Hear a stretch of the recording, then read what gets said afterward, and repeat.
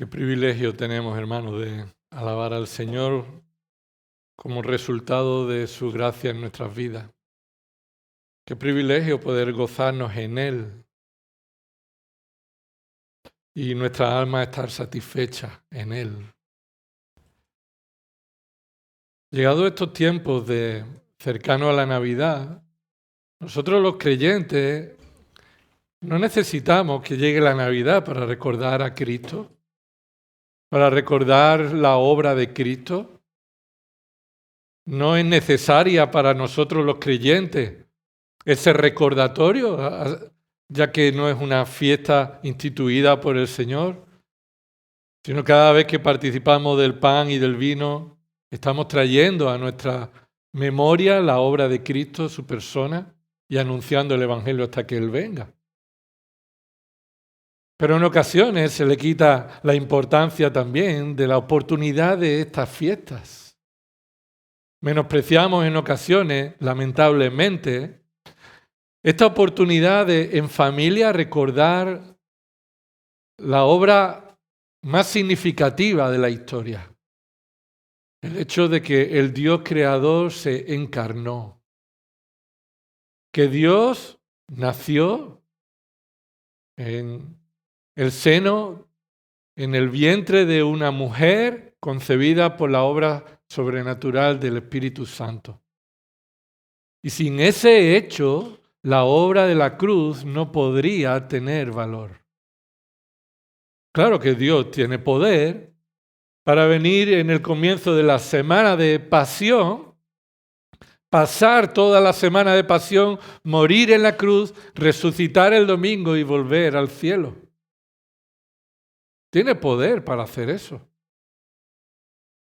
Pero era necesario que aquel que muriera en la cruz en nuestro lugar, que fuera nuestro sumo sacerdote, nuestro mediador, se hiciera carne y sangre como nosotros.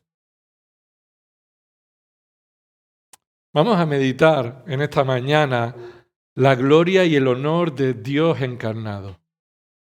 Y no vamos a hablar todo lo que se pueda decir, pero vamos a rascar un poquito tomando un pasaje de la Escritura que nos muestra cómo el Dios encarnado fue coronado de gloria y honor.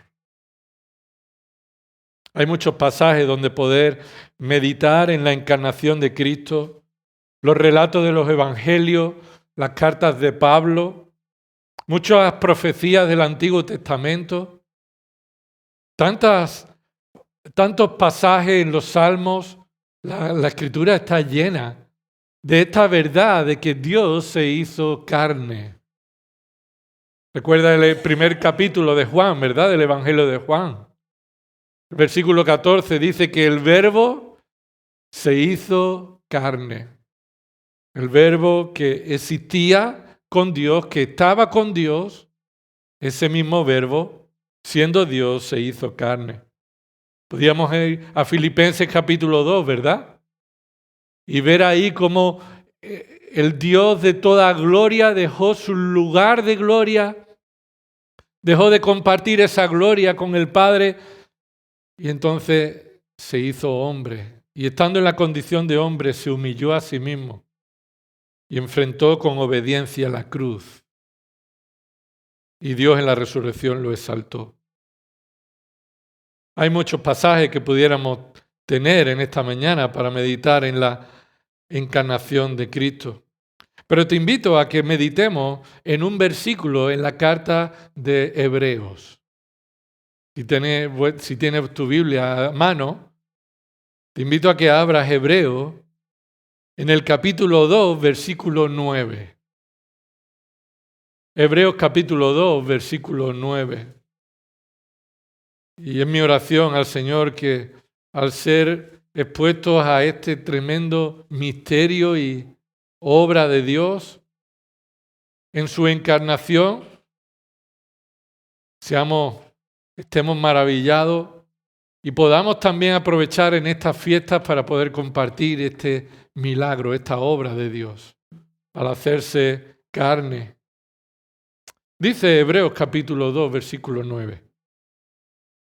Pero vemos a aquel que fue hecho un poco inferior a los ángeles, es decir, a Jesús, coronado de gloria y honor a causa del padecimiento de la muerte, para que por la gracia de Dios probara la muerte por todos. Leámoslo de nuevo. Pero vemos a aquel que fue hecho un poco inferior a los ángeles, es decir, a Jesús, coronado de gloria y honor a causa del padecimiento de la muerte, para que por la gracia de Dios probara la muerte por todos. Vamos a orar. Señor, rogamos que tu Espíritu Santo ilumine nuestra mente, Señor, para entender tu palabra.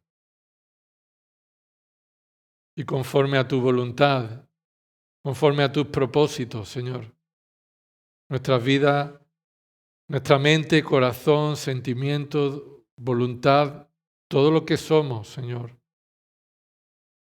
esté siendo transformado a medida que meditamos en tu santa palabra, en el hecho de que tú te hiciste carne. Señor, que si hay alguien que no cree en Cristo como su Salvador, tú traigas salvación en esta mañana y convicción de pecado. Y que, Señor, como iglesia, recordemos este milagro, esta obra de gracia de la encarnación del Dios glorioso. Esto te lo pedimos, Señor, en el nombre de nuestro Señor y Salvador Jesucristo. Amén. Esta carta de Hebreo fue escrita especialmente para estos, para judíos.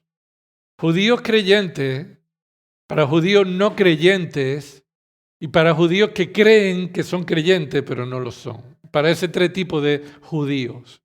Judíos que verdaderamente son creyentes y necesitan crecer en el conocimiento de aquel que lo ha salvado. Judíos que dicen ser creyentes pero no lo son y están aferrados o tentados a volver a mezclar el Evangelio de Cristo con las tradiciones judaicas del Antiguo Pacto. Y por supuesto, a judíos que no son creyentes abiertamente, no creen en Cristo y no reconocen a Cristo como quien es.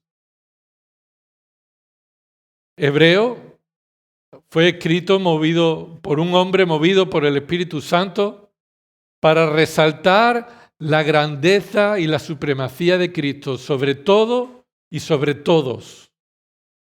Cristo es supremo sobre todo y supremo sobre todos. Y por eso está aquí el resumen, el capítulo 1, versículo del 1 al 4. Dios, habiendo hablado hace mucho tiempo, en muchas ocasiones y de muchas maneras a los padres por los profetas, en estos últimos días o en estos últimos tiempos de la revelación, nos ha hablado por su Hijo o por Hijo, por medio de Hijo, a quien constituyó heredero de todas las cosas, por medio de quien hizo también el universo. Él, su Hijo, Jesucristo, Él es el resplandor de la gloria de Dios y la expresión exacta de su naturaleza. Y Cristo sostiene todas las cosas por la palabra de su poder. Después de llevar a cabo la purificación de los pecados, Cristo se sentó a la diestra de la majestad en las alturas, siendo mucho mejor. Y ese es el énfasis en toda la carta. Cristo es mucho mejor.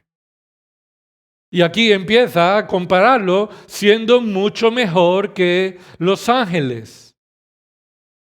por cuanto ha heredado un nombre más excelente que ellos. Y a partir de aquí va a expresar siendo mucho mejor que los sumos sacerdotes. Cristo siendo mucho mejor que Moisés, siendo mucho mejor que los sacrificios, siendo mucho mejor que Aarón, siendo mucho mejor que el pacto antiguo. En estos primeros 2 capítulos, el Cristo es presentado en supremacía frente a aquellos judíos que ponían en duda la grandeza de Cristo como Dios, considerando que su encarnación lo coloca por debajo de los ángeles. Este es el argumento que el autor, movido por el Espíritu Santo, va a confrontar. Personas que dicen, si Cristo es Dios y se hizo carne, Cristo no puede ser Dios, porque se ha colocado, haciéndose carne, en una posición inferior a los ángeles. Es más, muchos podrían pensar, incluso, como mucho Cristo puede ser un ángel. Un ángel. Aceptamos que Cristo sea un ángel, pero no es Dios.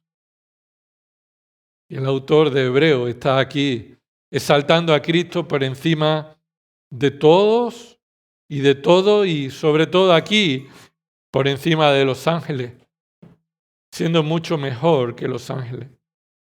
Y ante este contexto, vemos en el versículo 9 del capítulo 2 4 verdades que nos muestran cómo el Cristo encarnado ha recibido gloria y honor.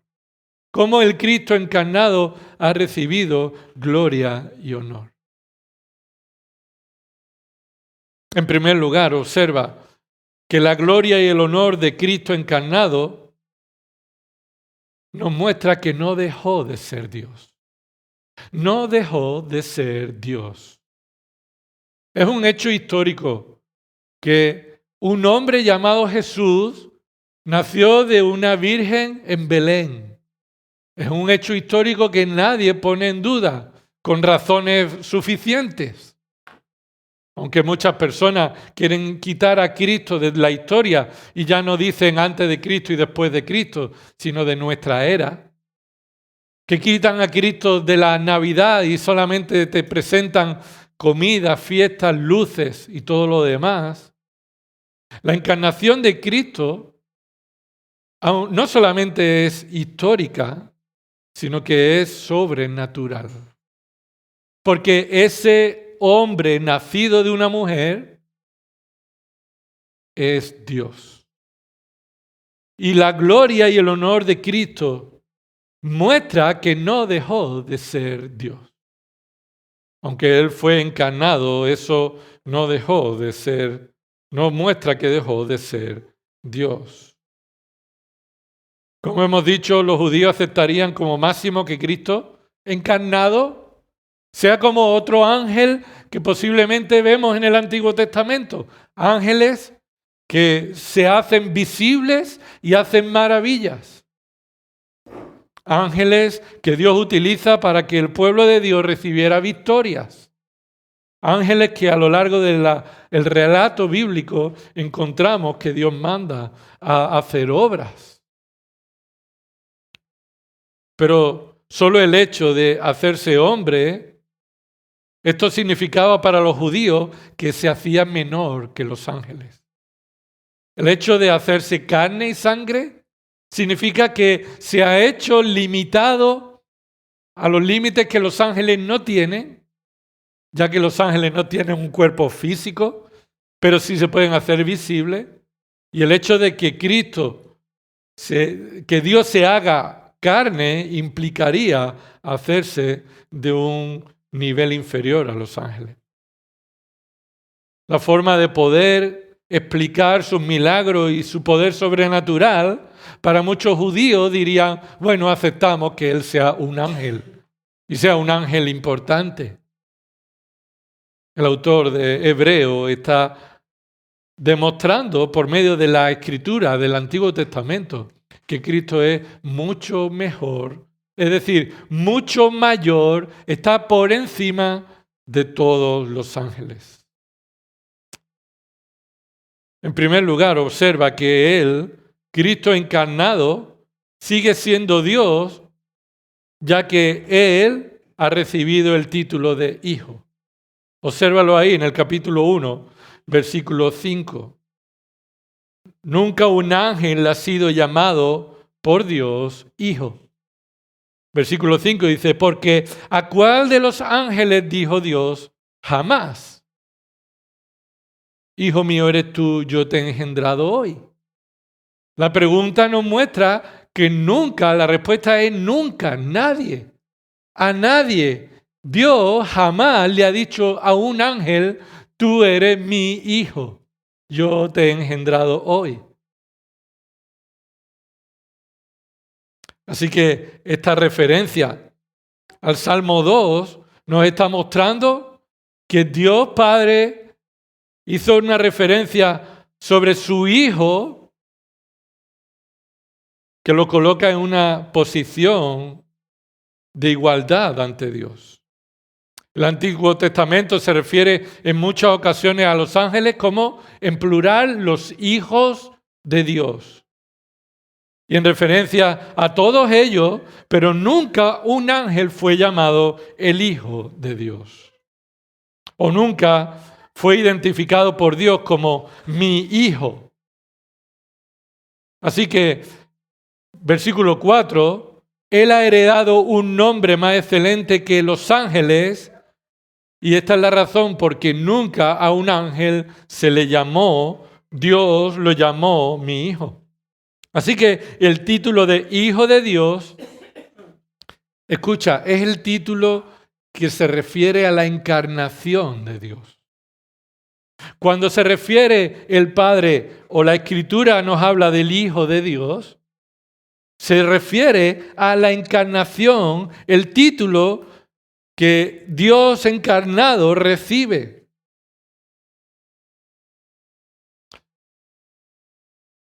Cristo, puede que esto sea difícil de recibir, pero escucha.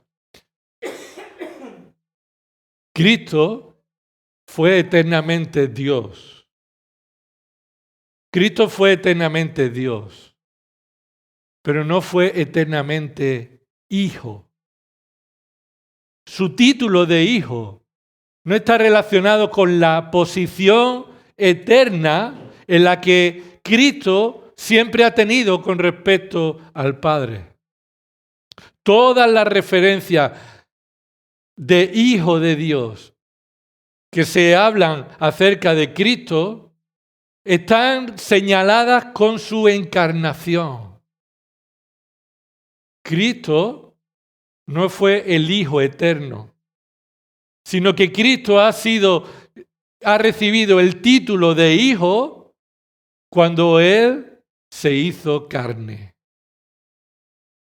Y cuando Él hizo la obra y terminó su obra y recibió un nombre más excelente. Y fue por medio de la encarnación que Cristo recibió este título como Hijo. El resto de las Escrituras se refieren a Cristo, por ejemplo, como vemos en Juan capítulo 1. Nos dice, y el Hijo se hizo carne. ¿Qué dice?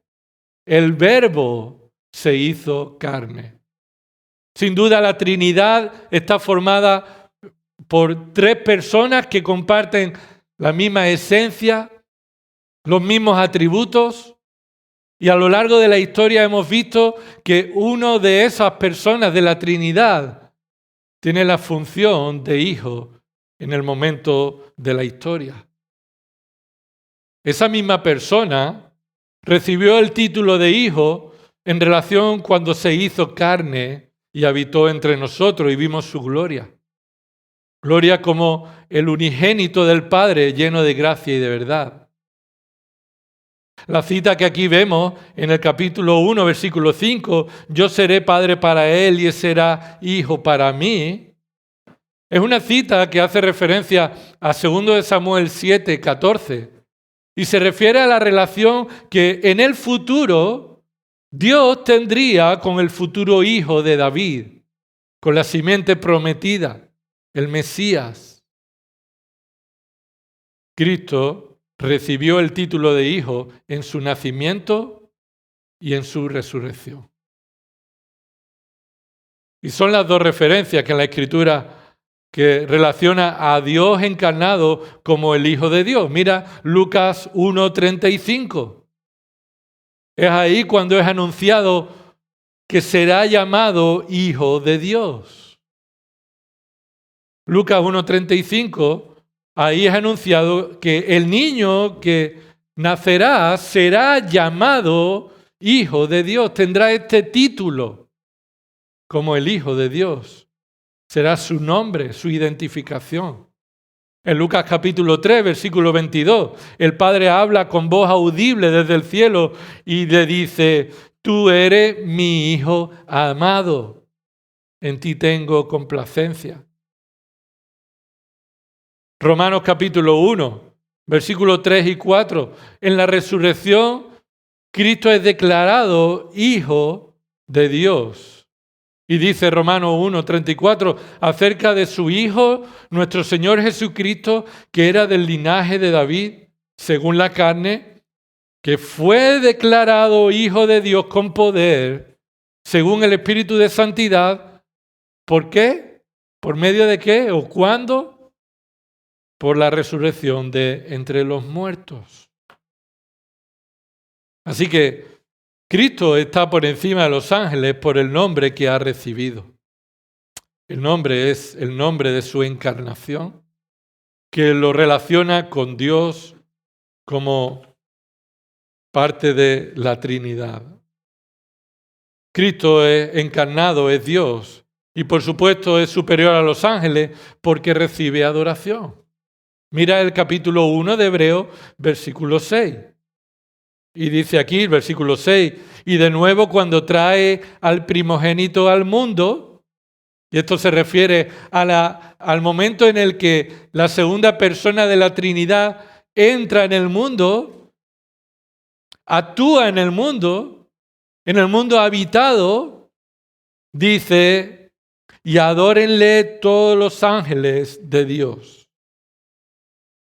Así que Cristo es supremo sobre todos los ángeles porque Él es Dios y merece la misma adoración que el Padre.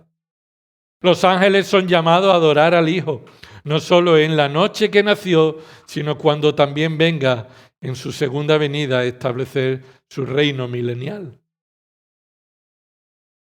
Y Cristo encarnado es Dios digno de adoración y el Señor de los ángeles por su propia naturaleza. Él es Dios no solamente por el nombre que ha recibido, no solamente por la adoración que merece, sino por su propia naturaleza. Y míralo otra vez, capítulo 1 de Hebreos, versículo 7. Y de los ángeles dice: el que hace a sus ángeles espíritu y a sus ministros llama de fuego, pero del Hijo dice. Y ese pero hace una diferencia entre lo que los ángeles son y lo que Cristo es. Los ángeles son ministros, sus ministros, los ministros de Cristo, del Cristo encarnado. Pero del Hijo, dice el versículo 8, pero del Hijo dice. ¿Y quién dice? Bueno, lo que dice el versículo 5. Dios dice, la Escritura dice, tu trono, oh Cristo. ¿O qué dice ahí en tu Biblia? Tu trono, oh Dios. Así que el Padre se refiere al Hijo como Dios.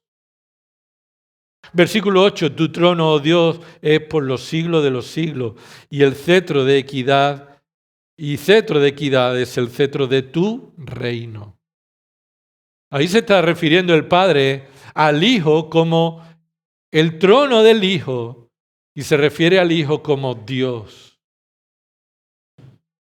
Esta declaración de la deidad de Cristo es una de las más claras en la Biblia.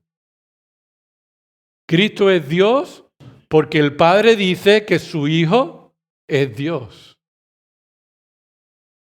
La traducción que aquí vemos del Antiguo Testamento. Está relacionada con la traducción al griego que en aquella época tenía.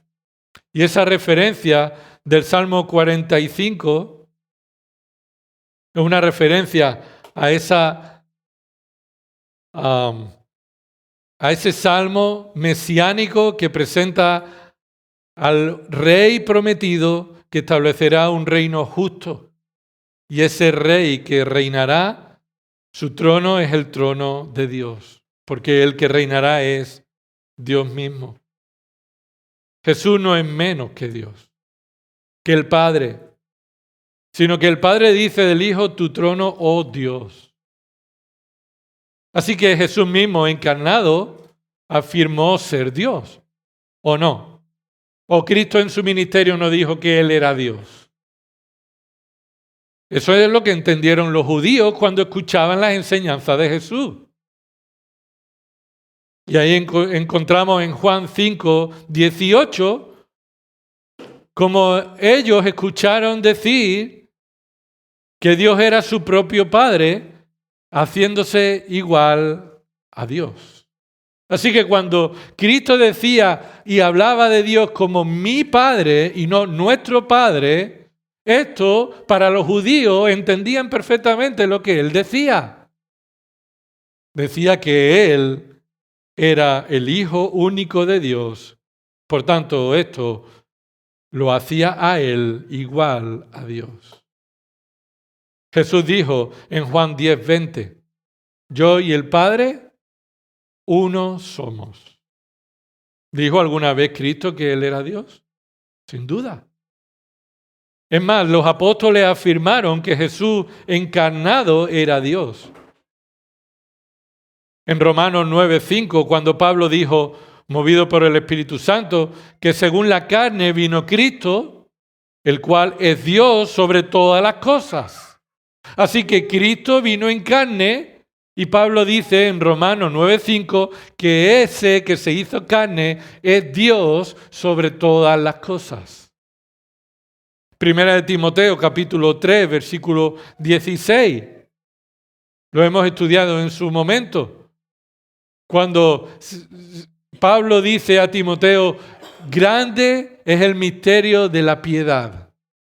Y toma aquí posiblemente la referencia a un párrafo de un himno de aquella época, que se refiere al misterio de la piedad, de que Dios se hizo carne. Y ahí lo tienes, 1 Timoteo 3:16. Dios fue manifestado en carne. Lo hemos visto en Juan capítulo 1, versículo 14. El Verbo se hizo carne y habitó entre nosotros. Ese que existía desde la eternidad, en perfecta comunión con el Padre. Tito capítulo 2, versículo 13. Dice ahí Pablo a Tito, la manifestación gloriosa de nuestro gran Dios y Salvador, Jesucristo. Pablo está diciendo que se manifestó y es nuestro Salvador, es Jesucristo, es Dios. Él es Dios. Y primera de Juan, capítulo 5, versículo 20, diciendo, y estamos en el verdadero, en su Hijo Jesucristo. Este es el verdadero Dios y la verdadera y la vida eterna. ¿Quién es verdadero Dios? Su Hijo Jesucristo es Dios.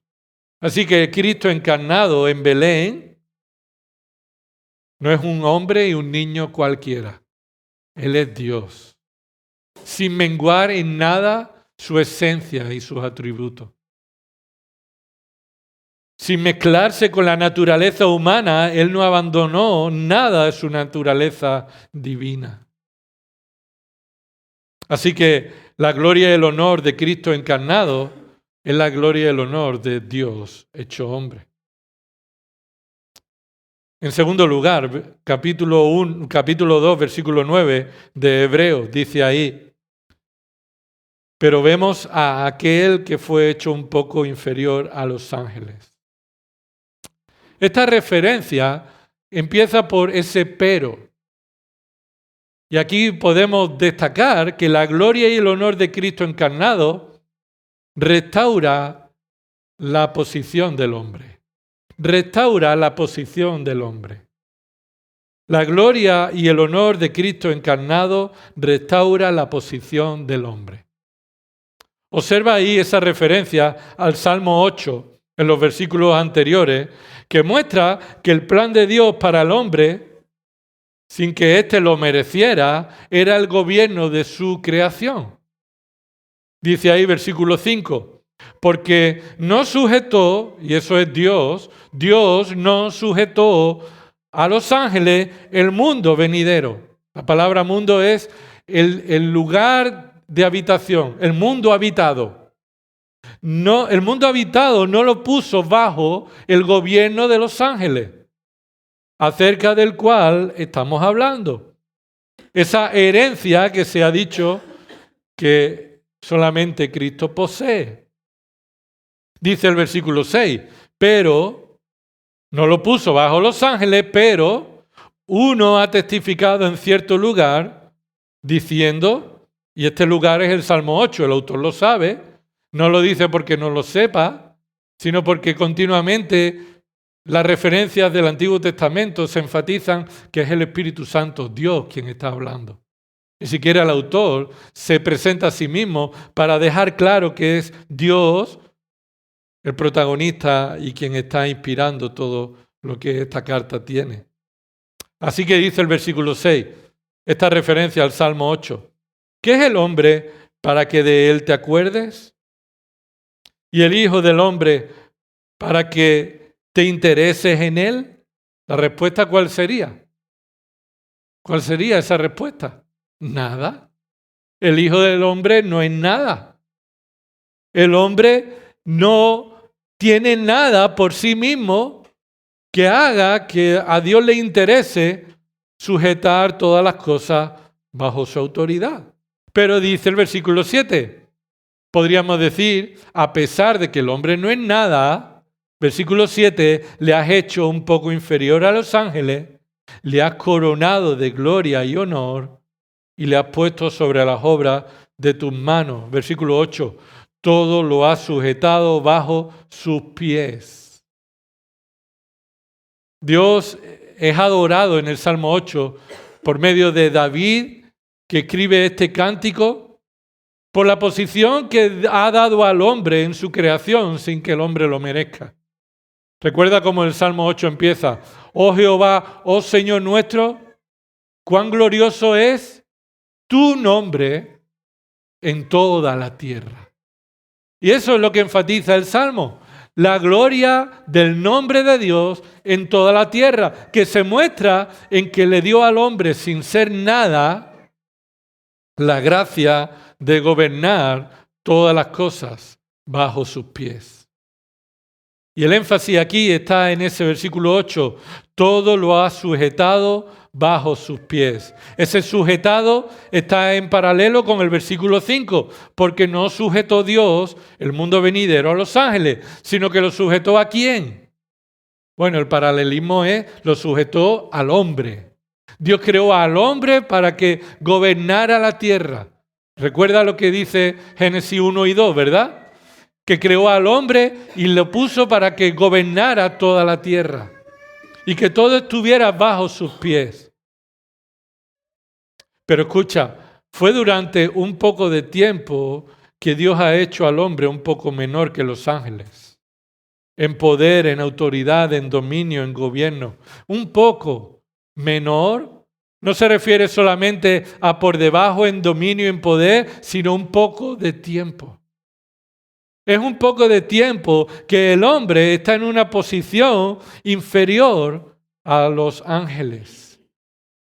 Porque Dios ha preparado que el hombre ha sido designado por Dios, el hombre, para ser coronado con gloria y honor. Para ser el representante de Dios en la tierra y gobernar en la tierra. Dios ha creado, ha sujetado todo bajo los pies de la humanidad, del hombre. Le ha dado dominio para gobernar con autoridad toda la creación.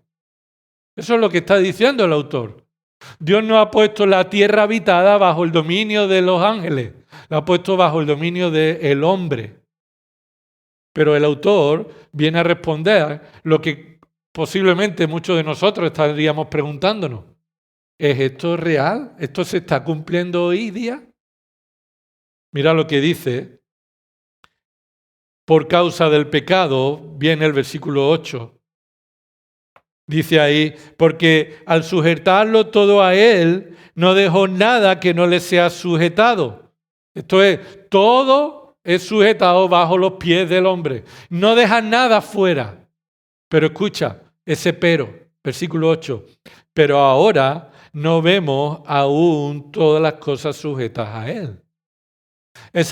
Pero nos pone un contraste que el plan de Dios también estaba incluido en el plan de Dios que el pecado hiciera caer al hombre de la posición de gobierno para el cual Dios lo creó. Así que por causa del pecado ya la tierra produciría rastrojos. Ya el hombre perdería el dominio sobre los animales en general. Ya el hombre estaría a expensas de lo que la naturaleza hiciera. Ya el hombre lo podemos ver y como dice el texto, no vemos todas las cosas sujetas a él, ¿verdad? Es evidente. Pero dice ahí, pero ahora no vemos aún. Ahora aún nos está mostrando que todavía no se ha llegado a cumplir el gobierno completo que el hombre debe ejercer en la creación. Pero llegará un día que esto será restaurado. Será un día en que esto será restaurado. ¿Por medio de qué o cómo será restaurada el gobierno del hombre sobre esta tierra? Lo vemos ahí en el versículo 9. Pero vemos a aquel. Así que aquí es complicado este texto, ya que tenemos muchas conjunciones que nos están uniendo cosas. Y observa el versículo 9, pero vemos a aquel. Ese pero nos muestra un contraste entre dos cosas diferentes. ¿Y qué se está contrastando? Lo que vemos y no vemos. Observa el versículo 8 al final, pero ahora no vemos aún todas las cosas sujetas al hombre en general. Pero sí vemos a aquel.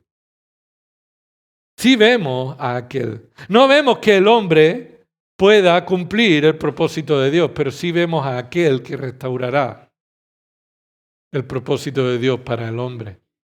Versículo 9, pero vemos a aquel que fue hecho un poco inferior a los ángeles, es decir, a Jesús.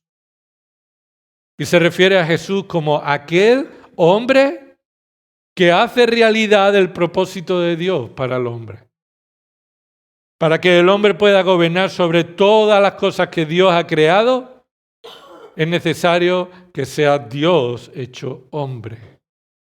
Y por medio de la obra de Dios encarnado, entonces dar capacidad al hombre para que el hombre gobierne en el nombre de Dios en la tierra. En el plan soberano de Dios, el hombre sería restaurado a su lugar de dominio sobre la creación por medio de Jesús encarnado. Ese es el contraste que vemos en el versículo 9. El propósito por el cual Dios se encarnó fue para sujetar todas las cosas bajo sus pies y restaurar al hombre en su función de ejercer la autoridad que Dios ha determinado que el hombre ejerza en la creación. Recuerda que hace pocos domingos Gerson nos estuvo enseñando sobre Efesios capítulo 1 y versículo 20 al 23, donde se nos muestra esto. El cual obró, el poder de Dios, el cual obró en Cristo cuando le resucitó de entre los muertos y le sentó a su diestra en los lugares celestiales, muy por encima de todo principado, autoridad, poder, dominio y de todo nombre que se nombra, no solo en este siglo, sino también en el venidero. y todo sometió bajo sus pies. ¿Bajo los pies de quién? De Cristo encarnado. Pero dice, y a Él lo dio por cabeza sobre todas las cosas a la iglesia, la cual es su cuerpo, la plenitud de aquel que lo llena todo en todo. Así que la gloria y el honor de Cristo, el Dios encarnado, que es el Rey de gloria, el Señor de señores, es quien en su segunda venida reinará en esta tierra, y los redimidos reinaremos con Él. Los redimidos, los que hemos sido salvados por la sangre de Cristo, no seguiremos estando en una posición inferior a los ángeles, sino que estaremos en una posición en la que gobernaremos con Cristo. Y los ángeles serán siervos de Cristo y de los redimidos. Apocalipsis capítulo 5, versículo 8. Dice, cuando tomó el libro, los 4 seres vivientes y los 24 ancianos se postraron delante del Cordero. Cada uno tenía un arpa y copas de oro llenas de incienso, que son las oraciones de los santos. Y cantaban un cántico nuevo diciendo, digno eres de tomar el libro y de abrir sus sellos. ¿A quién se le está hablando? ¿A quién se le está diciendo que es digno? Aquel que es el Cordero. Porque tú fuiste inmolado y con tu sangre compraste para Dios a gente de toda tribu, lengua, pueblo y nación. Así que Dios se hace hombre, muere en la cruz, es resucitado y ascendido a los cielos y tiene un nombre, recibe un nombre que es sobre todo nombre. Y este que fue inmolado es digno de recibir, de tomar el libro de la mano del Padre. Versículo 10. Y los has hecho, a los que has redimido con su sangre, los has hecho un reino y sacerdotes para nuestro Dios. Esto es un reino de sacerdotes para nuestro Dios. Y dice, y reinarán sobre la tierra. Eso no está sucediendo a día de hoy, por medio de la iglesia, ni por medio de los creyentes. Ese reinarán sobre la tierra. Es el reino real, literal, de Cristo a lo largo de 1000 años en esta tierra, en el que también la iglesia reinará con Cristo. Los redimidos con Cristo reinaremos con Él. Así que lo que nosotros perdimos en el Edén, de gobernar la tierra en el nombre del Creador que nos dio esa autoridad para gobernar, lo perdimos en la caída del pecado en el Edén. Cristo se hizo carne y recibió la gloria y el honor que restaurará de nuevo la posición del hombre para que ejerza su gobierno bajo el señorío de Cristo. Apocalipsis 20, versículo 4, míralo conmigo. Apocalipsis 24, también vi tronos y se sentaron sobre ellos y se les concedió autoridad para juzgar. Y vi las almas de los que habían sido decapitados por causa del testimonio de Jesús. Estos son verdaderos creyentes, mártires, y de la palabra de Dios. Y a los que no habían adorado a la bestia y a su imagen, ni habían recibido la marca sobre su frente, ni sobre su mano. Y volvieron a la vida. Apocalipsis 24, y al final dice de este versículo, volvieron a la vida y reinaron con Cristo por 1000 años. Así que no solamente la iglesia, sino que los redimidos de toda la historia y de los que pasaron la tribulación, ellos son restaurados al gobierno en el nombre de Dios sobre la tierra. Así que el Cristo encarnado restaura también el gobierno que en su plan Dios estableció que el hombre cumpliera. 1 Corintios 15, lee conmigo este pasaje, que también nos reafirma esta realidad de cómo Cristo ha recibido una autoridad que comparte con todos sus hijos, pero que después presenta y entrega para la gloria del Padre. 1 Corintios 15, versículo 23. Y hablando de la resurrección, dice, pero cada uno en su debido tiempo, en su debido orden, perdón. Cristo las primicias. Luego los que son de Cristo en su venida. Entonces vendrá el fin, cuando entregue el reino al Dios y Padre, después que haya abolido todo dominio y toda autoridad y todo poder. Eso se refiere al dominio, la autoridad y el poder que la muerte, el diablo y los demonios han conseguido establecer en la tierra por causa del pecado de Adán.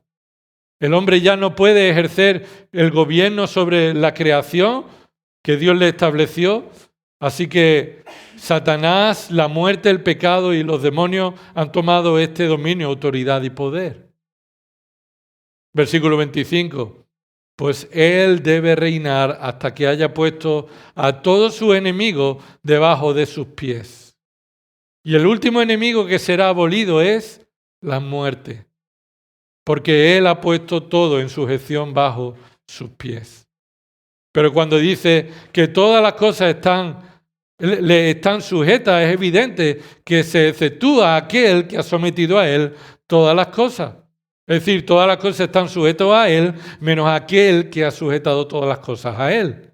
Versículo 28, y cuando todo haya sido sometido a Él, entonces también el Hijo mismo se sujetará a aquel que sujetó a Él todas las cosas, para que Dios sea todo en todos, para que Dios reciba la gloria en todo, para que se restaure y se reconcilien todas las cosas que por causa del pecado se han visto afectadas.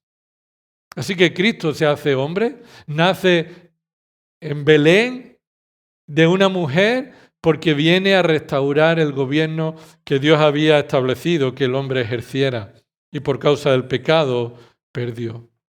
En tercer lugar, la gloria y el honor de Cristo encarnado lo vemos por medio de su muerte vicaria. Por medio de su muerte vicaria. Hebreos capítulo 2, versículo 9. La gloria y el honor de Cristo encarnado lo vemos en su muerte vicaria. Dice ahí el versículo 9, coronado de gloria y honor a causa del padecimiento de la muerte. Así que la muerte de Cristo no era posible sin que Él se hiciera carne y sangre. No era posible. Él debía morir y para morir debía tomar un cuerpo limitado que pudiera morir.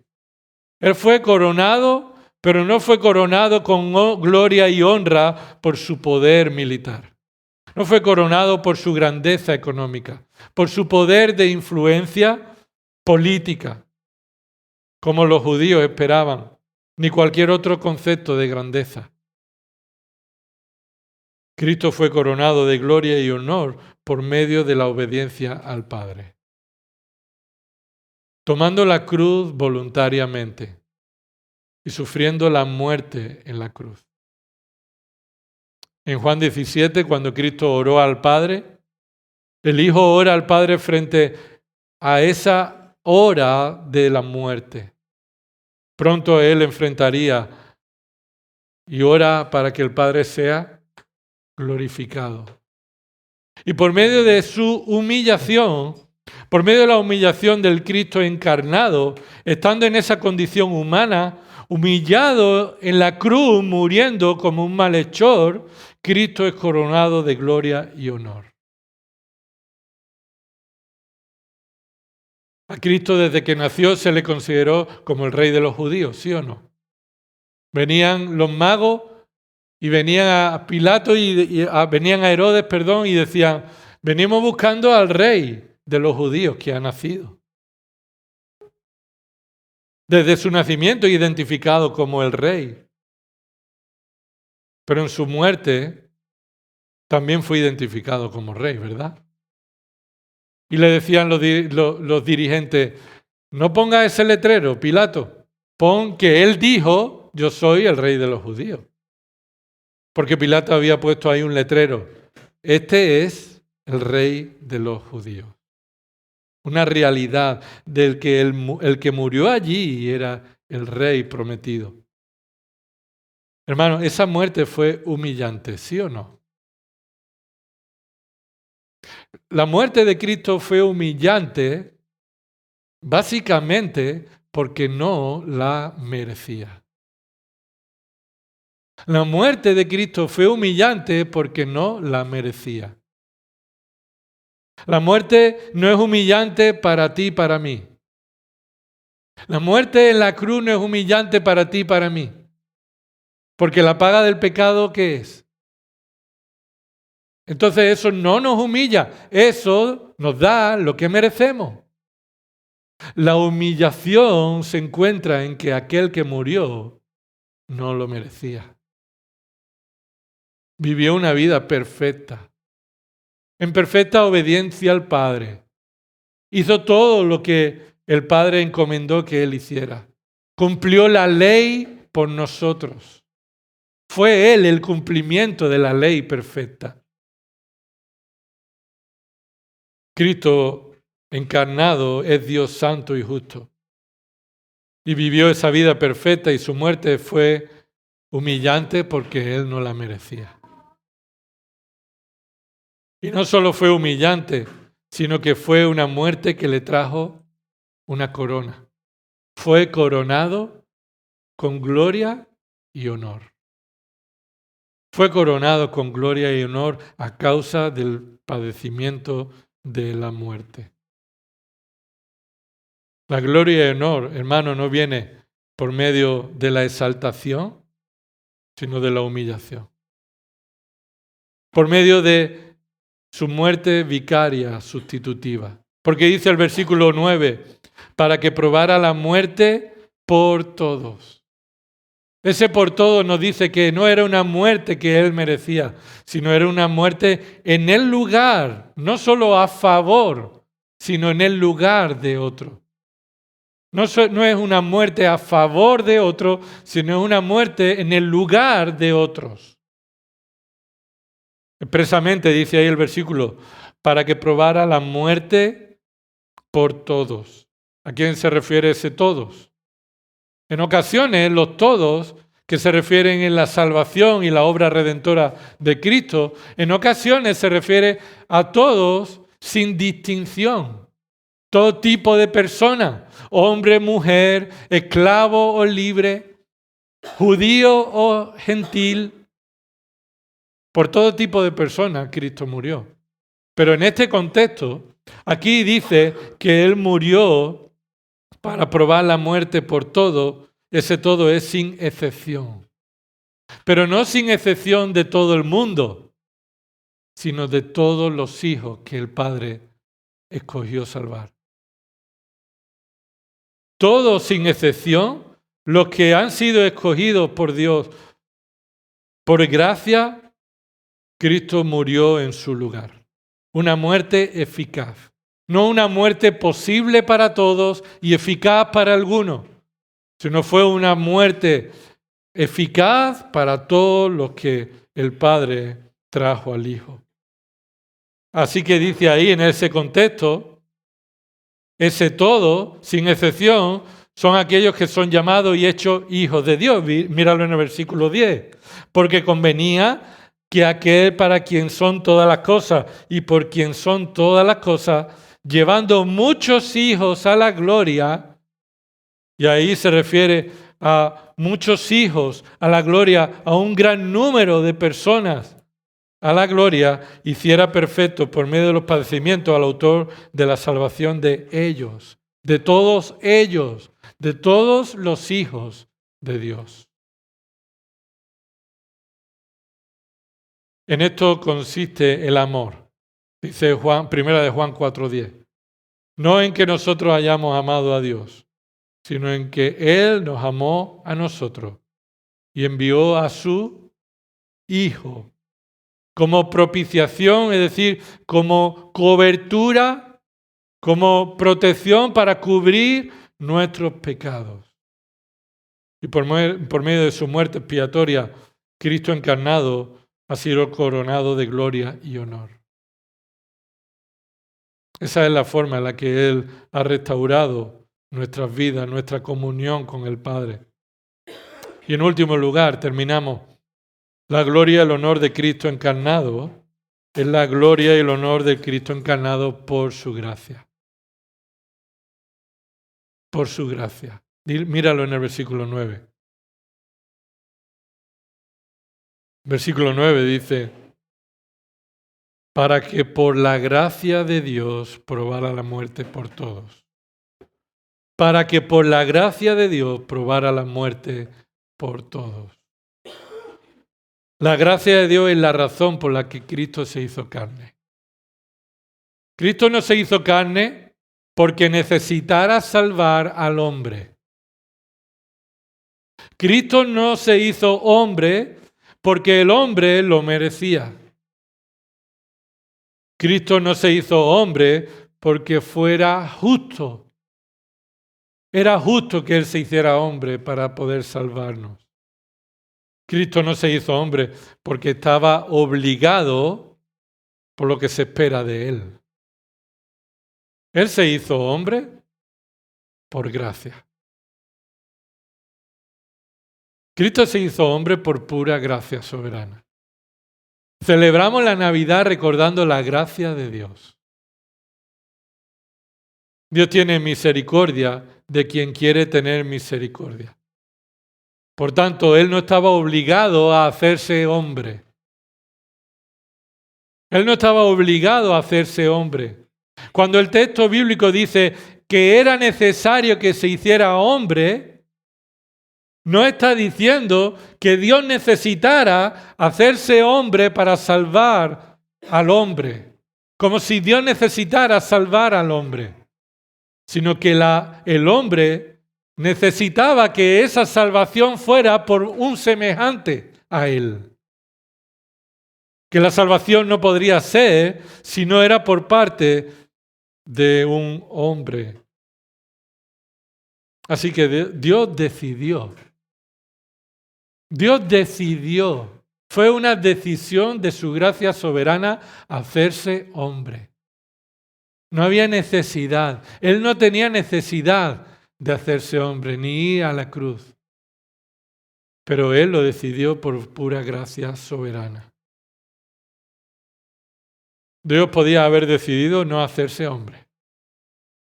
Y condenar a Satanás, condenar a los demonios y condenar a toda la humanidad que por medio de Adán hemos caído en la condenación.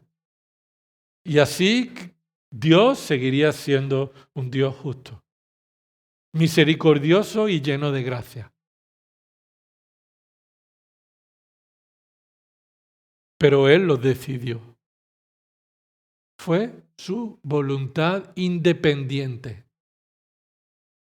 No había nada en nosotros que moviera su amor. Él nos amó independientemente de nada que mereciéramos. Pero Dios estableció un plan y en su plan decretado antes de la creación del mundo, Él decidió proveer de un cordero que ya estaba preparado antes de decir hágase la luz. Ya estaba preparado todo ese plan. Pero fue un plan no porque Él necesitara salvar a nadie, sino porque fue por su gracia soberana. Así que el niño que nació en Belén es Dios. El niño que nació en Belén es el Salvador, el mediador. El niño que nació en Belén es el Dios soberano de gracia. Vamos a orar. Señor, te pedimos perdón por nuestros pecados. Porque de alguna u otra manera, en muchas ocasiones, Señor, perdemos de vista de quién eres. Que el hecho de hacerte hombre, de tomar participación de la carne y la sangre como nosotros, en muchas ocasiones nos hace perder de vista de que tú eres coronado de gloria y honor. que tú dejaste tu lugar de gloria, pero no dejaste de ser Dios. Y tú viniste a restaurar lo que nosotros como hombres teníamos que cumplir conforme a tu voluntad, el gobierno sobre la tierra, pero bajo el señorío del hombre perfecto, del nuevo Adán. Por eso, Señor, ayúdanos a seguir recordando, no solo en este tiempo de Navidad, a seguir recordando quién eres tú, que te hiciste hombre no por necesidad tuya, sino por gracia. Fuiste coronado de gloria y honor por medio del sufrimiento que padeciste en nuestro lugar. Qué amor inmenso. Qué gracia has tenido con nosotros, Señor. Y si hay alguien que no cree en este Cristo, en este Dios glorioso, y no ha confesado sus pecados, ni le ha reconocido como su Señor y Salvador, Señor, lo llamamos en tu nombre, que se reconcilie contigo por medio de Cristo, que se arrepienta de sus pecados y crea en Cristo como Señor y Salvador. El hombre perfecto, glorioso, que un día volverá a esta tierra y establecerá su reino justo. Señor, gracias por estas verdades. Ayúdanos a compartir el Evangelio en estos tiempos, en el que el contexto nos permite hablar de el niño que nació en Belén y que exaltemos a Cristo como quien es, el Dios eterno, el Dios de toda gracia, el único Señor y Salvador. Todo esto oramos en el nombre de Cristo. Amén.